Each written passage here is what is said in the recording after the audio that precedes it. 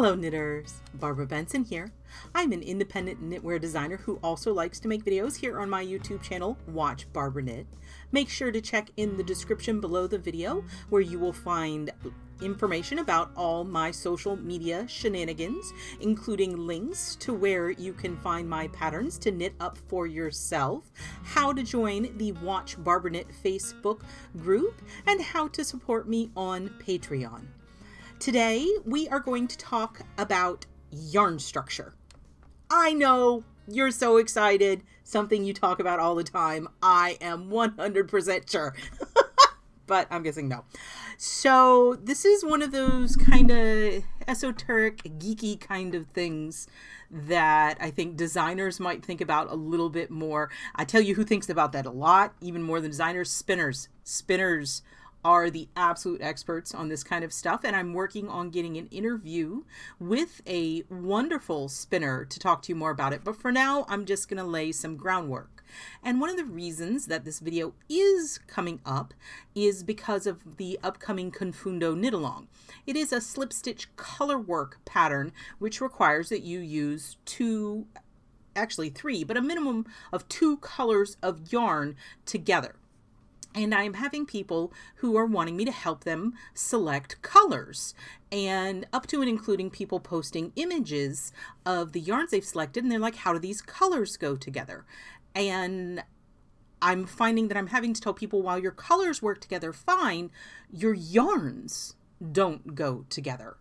And they're like, well, they're all DK weight, but when you're doing color work, and specifically mosaic, where it relies on an illusion of even stitches creating this pattern, I have found that your best chance at success comes when you use however many colors of yarns you're using, that they are all the same type of yarn, that they're all the same base. And what that means is they have the same fiber content and they have the same yarn structure. Fiber content we've talked about a little bit. I've talked about superwash wools and everything, and we might get into that more in another video. But what I just mean by that is look at the label and make sure it's got the same fiber in it. But this video, I wanted to talk about yarn structure, because what I was finding was people were showing me pictures, and one of the yarns would be like a plied yarn, and one of the yarns would be a single ply yarn. And in this particular technique, that isn't going to work.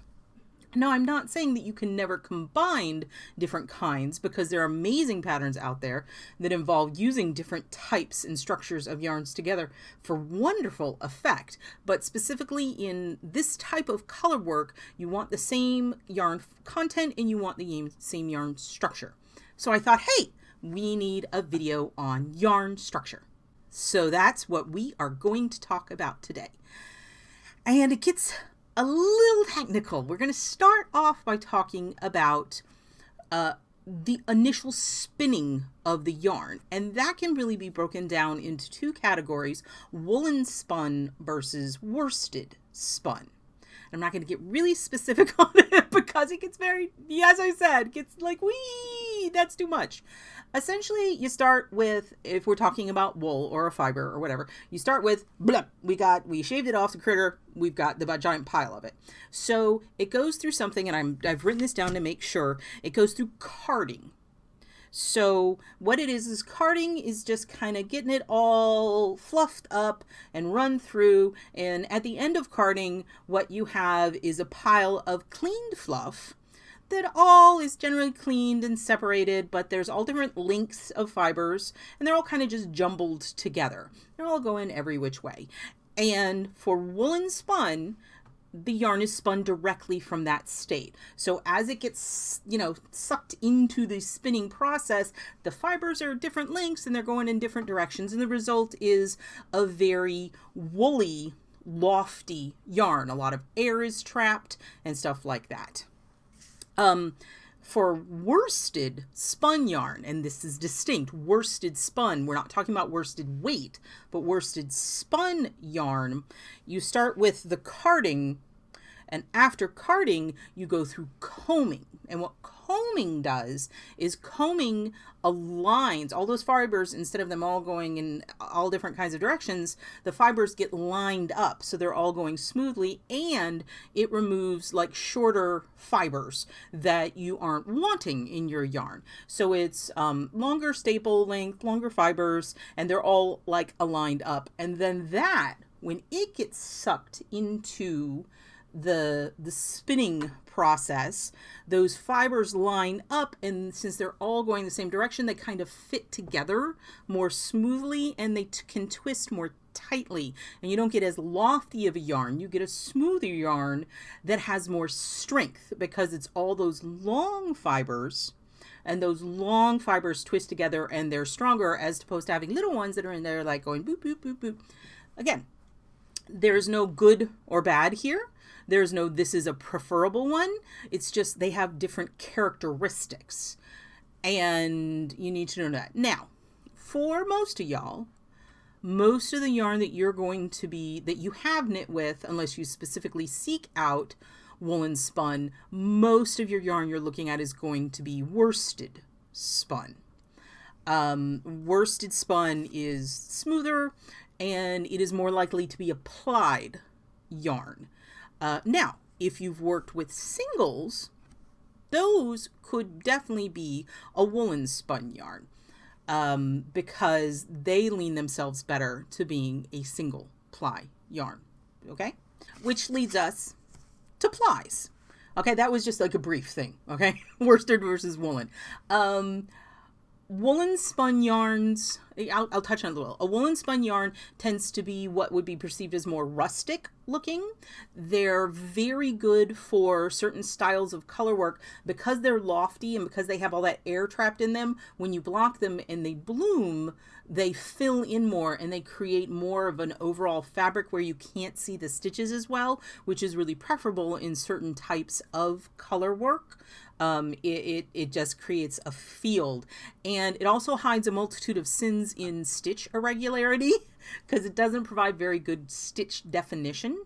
So if you're looking for a smooth kind of woolly look, woolen spun is excellent. Worsted spun, you're going to get better stitch definition because it's a smoother yarn.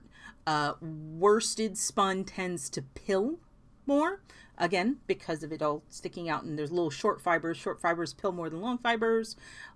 You get into a whole host of things. But let's go to plies, because this is not like the huge dissertation on it. It's just to get you, basically get your toes wet.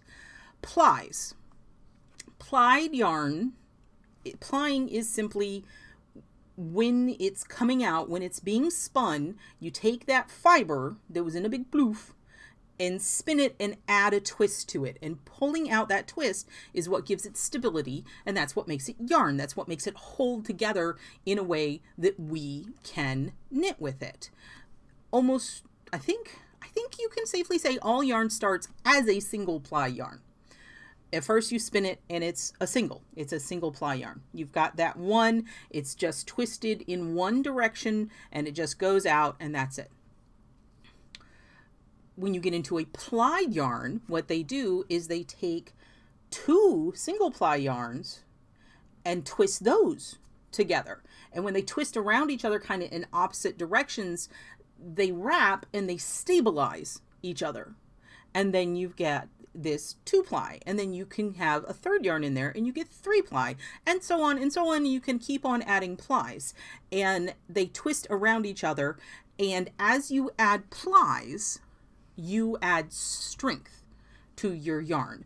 So if you wanted to look at a scale of just on yarn structure strength, your single ply, because it's only that one ply, is not going to be as strong as when you add more plies. More plies equals stronger. And if you think about it, it makes sense because they're wrapped around each other and it makes them stronger. If you've ever seen anything on like the Golden Gate Bridge or any of those cool tension bridges, the steel cables that are holding up the bridges aren't like a solid steel chunk of cable. They're multiple tiny little bits of little skinny cables that have been twisted together and twisted together and twisted together to make a cable, and that cable made up of tiny cables is stronger than just one big cable. And it has more flexibility, I think, is another reason why they do that. But we're not talking about bridges. I sidetracked myself. Now, how does this affect your knitting? That was just a basic overview. How does this affect your knitting? So, a single, if you've ever knit in stockinette with a single, you might notice that the stitches kind of they're kind of leaning over. And that's because your yarn is only twisting in one direction. And the tighter it's been twisted, the more twist it's been given, some would say over twisted, it leans more. And that will give you a bias on your fabric, even though you're knitting in stockinette. And that bothers some people. Some people think it's cool. An easy way around that is to work in knits and purls. And that kind of camouflages that whole thing. So knitting in garter or seed stitch or something like this. But single plies are also beautiful. They are smooth, they run through your fingers. It's just a wonderful experience. They have very nice drape because they aren't twisted. They fall in a certain way that only single plies do. And so they're very, and they can be beautiful in color work because they're not twisted tightly. They do bloom, sort of like I said, woolen spun, so they can fill in beautifully in color work. Even if your stitches aren't all straight, they kind of lean, but it's beautiful together. So single plies, but again, because they're not twisted, single plies do tend to pill more because the little ends are exposed. They're not twisted in and safe, so they can pill more. So if you're thinking about a single ply, take those things into consideration. A two ply, which is just two singles, wrapped around each other, is actually, because there's two round things next to each other, it's actually oval shaped. And they tend to lay a little bit flatter. And because there's only two plies, the ply structure tends to be very visible.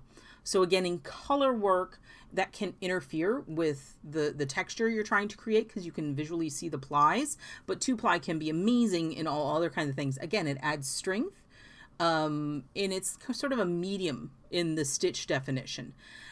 Three plies, since there's three, you end up with something round, and a three ply yarn is going to have more bounce. It's going to stay round more, so it's really great for cables. It's very strong, gives you good stitch definition, and the more plies you add, like the bouncier it's going to get, and you can get some really amazing stitch definition. You get into great things for cables and stuff like that, and it's very strong, and it's more plies equals less likely to pill. So that is what you're looking at. But the thing is, and what I wanted to make sure you understood, is that every single one of these yarn structures performs differently. It's going to look different when you knit it. It's going to block differently. It's going to drape differently. All of these yarn structures affect how that yarn is going to be at the end. So if you're trying to do color work that depends on creating this illusion where all the stitches are the same, just in different colors, pairing different yarns of different yarn structures might not lead to your most successful pattern. Now, can you mix them and get really interesting effects? Yeah, you totally can. Mixing a single with applied can do really interesting things and have a beautiful effect. But if the pattern that you are knitting, look at what that pattern calls for. And if they just use the same kind of yarn for all of the colors, then you substituting in different structured yarns might make it look very different. You might like the way it ends up looking and then yay, or you might be unhappy with the result because you change it so significantly. The shawl I have behind me, I very specifically picked it because I wanted to show you. So this shawl is called There's Water at the Bottom of the Ocean. I think it's supposed to be a watery effect. I'm going to show this to you. So this is what it looks like knit in a single. I'm going to see how close I can get. And you can see how it kind of fills in and it creates this lovely solid, and it's beautiful. The lace is there and it is very pretty. So it holds it just fine. And also this has the added that it's alpaca. So the alpaca brings a fuzz and a halo, and it gives it this gentle, beautiful look. This is the same shawl knit in a plied silk. And you can really see how crisp the stitch definition is. And that is a function of both the plies and the smoothness of it and the silk. And you can see, I'm going to hold it up here, that the lace is very, very crisp and very, very open. And they both are beautiful. I really like them both, but they look very different. So, and I'm going to show you, okay. So you can see how the lace looks in the two. It's definitely more open because of the lack of fuzz and because it's a tight ply. And you can just see that they're two very different things. Both are beautiful. And it just depends on what it is you want in your finished product. I'm going to hang that one there. And I'm going to hang this one there. And you can see, how does that look in the thing? It's the same shawl. It just looks, you can see from a distance how it looks. The fabric looks more solid in this because of the bloom of the alpaca and the fact that the single blooms. And in the silk, you can see the crisp stitch definition. Now, if you can imagine, if you were attempting to knit color work and the difference between how the two stitches appeared would be very significant. And especially in mosaic where you're slipping stitches, it's going to be very obvious. So if you're trying to create an overall solid look, matching different fibers and different structures is not necessarily going to be your most successful choice.